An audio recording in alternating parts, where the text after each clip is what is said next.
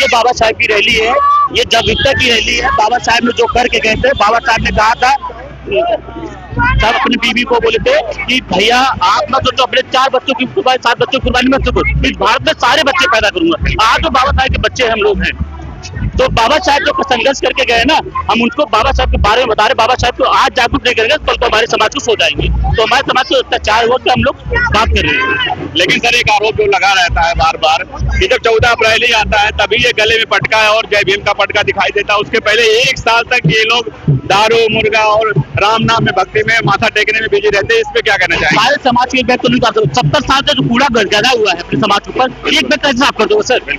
तो हम समाज को जाएंगे, अगर बता तो रहे हैं। आज अगर 70 साल हम लोग बात कर रहे हैं, आप कह रहे हो आज ये देख लो क्यों निकली। अरे धीरे धीरे परिवर्तन तो लाए थे।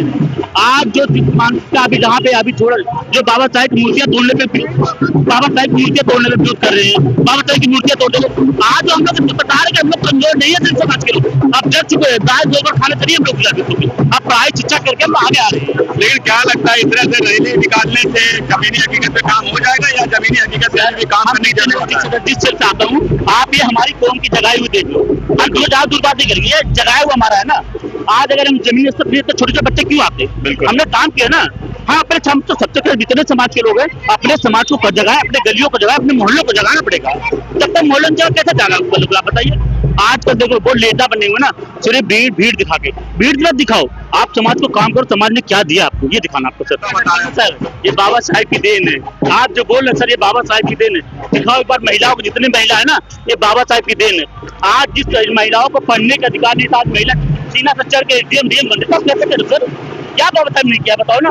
बाबा साहब कानून बना दिए, बाबा साहब ने नोटबंदी के बारे में जीएसटी बता दिए, बाबा साहब ने यहाँ तक आप जो पैसे 1 रुपए कमाते हो ना, जीएसटी कमाते ना, वो भी लगा के दे रहे। बाबा साहब ने बैंक खोल दिया।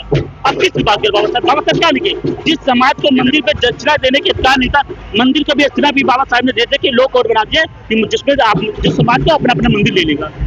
आप बौद्ध बिहार की बात कर लो, छोटी सी बात, बौद्ध बिहार के लोग कब्जे ब्राह्मण समाज करते हैं ना, लेकिन लोग यही बौद्ध बिहार के कब्जा करने वाले लोग, मीडिया को दिखाओ यहाँ बौद्ध बिहार जो कब्जा करके हैं ब्राह्मण समाज के लोग कर रखे। यही तो हम कह रहे हैं, जो हमारे बाबा साहब ने कहे उनको कानून को लागू कर दिया जाए, उनको मंदिर को दे जाए, हमारे मंदिर में दिया जाए बात। लेकिन बोध गया में अगर देखा जाए तो इतनी पब्लिक कभी गई नहीं, प्रोटेस्ट हुआ, इतनी बार उधरना हुआ, लेकिन बोध गया को लेकर समाज अगर जागरूक नहीं होता है तो फिर कैसे बोध गया टेम्पल मिलेगा? जनता मंदिर देखे थे नहीं, देखा था जनता मंदिर की कम जनते थे। अब क्या पूरी भारत को ला दूं? हाँ, लाना पड़ेगा, देखो लाना पड़ेगा। जैसे आपने कहा कि नहीं, इधर देखो यार, मीडिया से बात कर रहे हो, जैसे आप समझा रहे हो, जैसा कह रहे हो ना, आपकी बात बहुत दम नहीं है, ठीक है। और हर जगह देखो बहुत जगह के बारे में बातचीत चल रही है ना, जिस क्षेत्र में जाते, जिला में जा रहे हैं, वो सब जनता जुट रही है ना, यही तो हमारा समाज है। हम एक जगह से नहीं कर पाएंगे ना, पार्लियामेंट में जाके हम लोग बम फेंक दूं तो ऐसा नहीं हो सकता। लेकिन एक बात ये भी है, जब तक राजनीतिक सत्ता बहुजनों के हाथ में नहीं आएगी तब तक जो बड़ा परिवर्तन है वो देखने को नहीं मिलेगा। आप ऐसे रोड पे हाय उल्ला मचा लीजिए, कुछ परिवर्तन होने को नहीं है। आप जो 2027 में इलेक्शन आने वाला है, आपका समाज तो उसमें है कि 500 रुपए में और दारू में तो अपने वोट को बेच देता है रात में आके एक साड़ी में, तो आप परिवर्तन कैसे ला लीजिएगा बिना राजनीतिक सत्ता के? देखो कैसे होगा, रणनीति क्या होगी? आप काम करेंगे, रात दिन आपको जागना पड़ेगा, आपको गलियों में जाके खड़ा रहना पड़ेगा, आप जाके आपके यहाँ पे जो दारू मुर्गा लेके आके बांटना उनको रोकना पड़ेगा, तब आपकी पार्टी मान लिया। अभी आपने कहा बताइए बंगाल में कर्नाटक का समाधान कैसे करेंगे? आप युवा हैं, आप युवा हैं, आपसे सवाल है, आप उसका जवाब दीजिए। कर्नाटक में हो ना, तेरा सीट आई ना, तो आई ना कर्नाटक में, फिर कैसे करो? पैसे में सवाल नहीं सकता। नहीं, अगर ऐसे ही जागरूकता आप लोगों में थी तो 2017 के बाद 2012 के बाद में जो बीएसपी का ग्राफ है वो लगातार गिरता जा रहा है, उसमें क्या कहेंगे? मतलब हम क्यों नहीं कंट्रोल कर पा रहे हैं? छोड़ो, सारे पार्टियों को घट रहे, जितनी बड़ी पार्टी आज उनकी क्या स्थिति है देखो ना अपना। हम जितनी स्थिति है, जो कांग्रेस अपनी बड़ी पार्टी थी ना, उनका क्या हालत है देख लो, और लोग पार्टियां देख लो। तो सर इस पर बात करना पड़ेगा ना, हम एक बैग तो नहीं ना। आज की बात सत्ता परिवर्तन है, गारंटी ले लो इस चीज की। आज बात दिल्ली विधानसभा से कम से कम परिवर्तन आप कैसे करेंगे? आपके यहाँ तो मतभेद है, कुछ लोग तो आजाद समाज पार्टी के साथ जुड़े हुए, कुछ लोग बहुजन समाज पार्टी के पास जुड़े हुए, तो जब तक एकजुटता नहीं आएगी, मेरे साथ वोट एक जगह नहीं पड़ेगा, तो क्या लगता है परिवर्तन हो जाएगा? साथ में आज मेरे भाई है, कल ही मेरे भाई रहेंगे, ठीक है। हम कैसे चंद्रशेखर भाई खुद कहते हैं हमारी बुआ है, बुआ के साथ हम खड़े हैं। हमारे पिताजी ने बहन बोला तो हम मेरे बुआ है, बुआ के साथ में खड़े हम लोग हैं।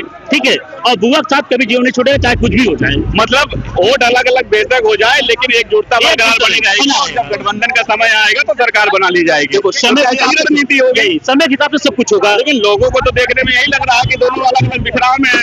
आधा युवा उधर जा रहा है, जो बुजुर्ग जो अभी अधेड़ उम्र के हैं, वो इधर आ रहे हैं। तो भीम आर्मी की बात करो, भीम आर्मी ने अभी जादूर की बात नहीं करा, 1 महीने पहले कुछ बच्चों को जेल फंसवा दी, ठीक है, हाँ। जेल चला गया ना, कुछ बच्चों का कौन भविष्य संभालेगा? मतलब क्या लगता है, बच्चों को हमारे नहीं बर्बाद करती है भीम आर्मी? सुनो मेरे, क्यों मेरी बात सुनो पहले, मैं पूरी बात आप डाल दे मेरे पर ना। भीम आर्मी से कह रहा हूँ कि जो बच्चों जेल जाते हैं ना, भीम आर्मी से केस क्यों नहीं लड़ती? ठीक है, उसके भी केस लड़ना पड़ेगा ना। हाँ। जिसके बेटे जा रहे हैं भीम आर्मी में और जेल जाते हैं, उनके भी केस लड़ना पड़ेगा। हम कहते हैं भीड़ जरूरी नहीं है इकट्ठा करना, पहले समाज को एक एक काम करना पड़ेगा, घर घर जाके मिलना पड़ेगा, हाँ, कैडराइज करना पड़ेगा, हाँ, तब जाके इसलिए। लोगों में जागरूकता तो आएगी। आप भीम आर्मी क्या आती, क्या देखो, अब जौनपुर जैसे में आता हूँ, ठीक है, हमारे यहाँ रैली हुई थी, बहुत बड़ी रैली हुई है जौनपुर जैसे, और मेरे भाई खुद गए थे।